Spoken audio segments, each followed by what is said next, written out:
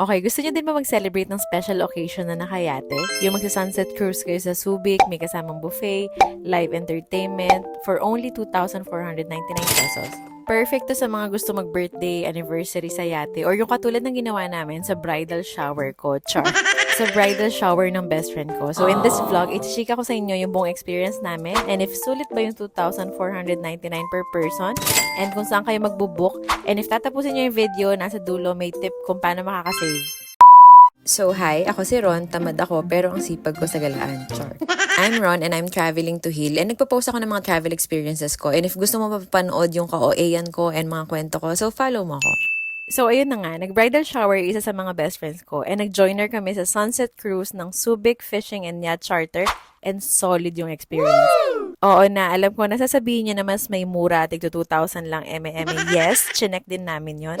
And kaya dito kami nag-cruise sa Subic Fishing and Yacht Charter na nahanap namin sa Klook kasi 3 hours yung sunset cruise nila compared do sa iba na puro tig 2 hours lang.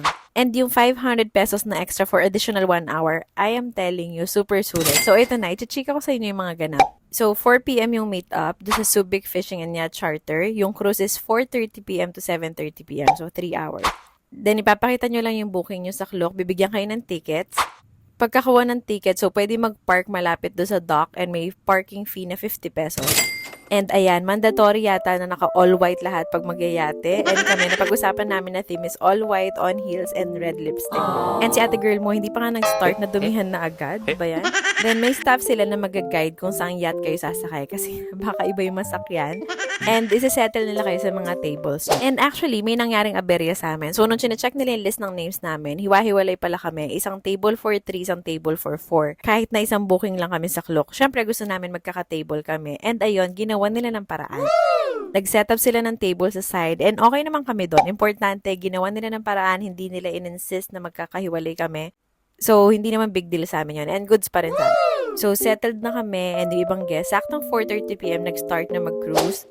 And actually, mas nagustuhan ko nga yung pwesto namin.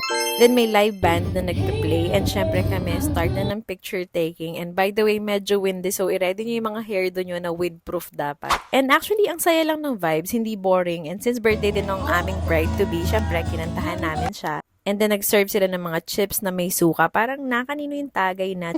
Tapos, yung mga piniplay na songs, mga alam namin, pasok sa age group namin. And syempre, to set the mood, ang arte nila. Ayan, nag-toast kami. By the way, dala namin yung wine. Usually, may corkage fee pag outside food and drinks. Pero since isang bote lang, hindi na kami pinag-corkage fee. And ayun na nga, hindi pa bumababa yung araw. Ayoko sanang uminom, pero naalala ko na ako na lang pala yung titirang single sa amin. Pero hindi naman masakit. Yung ibang joiners, mga group din ng families, may mga iba mag-jowa din. And honestly, nag-enjoy kami. Hindi nakakailang na, alam mo yun, joiner kami. Yung may ibang tao. And yung band and yung mga entertainers nila, talagang interactive. And napapasayaw nga nila kami. And then, may part na huminto or nag-park yung yate do sa gitna. And ang ganda ng view. Then, yung mga staff nila, napaka-supportive. Willing silang picturean kami. Ang daming spot na pwede magpicturean. And then, kami umakyat do sa taas. And syempre, ako na epal, pinaalis si Captain. Talagang hindi pwedeng hindi mang-elang. Then, nung nasa taas kami ng yacht, ayun, sakto magsa-sunset na. And iba yung vibes. Kaya, perfect way talaga mag-celebrate ng special occasion or actually kahit walang occasion, magandang experience dito. Tapos around 6 p.m. kainan na. So ayun, yung mga food na included, ayan lahat. And kahit na buffet style, organized, tapos tinatawag kayo pag turn nyo na. And may mga kumakanta habang kumakain kayo. Tapos, nag-start na yung mga slow dance na mapapasana all ka na lang talaga. Then, after ng dinner, tuloy ang party. Grabe, ang daming energy ng band, ng mga nag-entertain. Napasayaw din nila kami. Pati yung ibang group. Talagang sumabay na kami sa mga tita. And then, ayun, pabalik na yung yate. And saktong 7:30 p.m., ayun, nakabalik na kami doon sa dock. And for me, saktong-sakto siya. Hindi siya bitin, hindi rin siya sobrang haba na nakaka-board. So, sakto lang yung 3 hours, yung food, masarap. So, binook namin to sa Klook. Hanapin nyo lang yung Sunset Cruise with Dinner Buffet in Subic Bay. Ayan, 2,499 per head. And since umabot ka dito, you can use my code TRAVELING to get discount.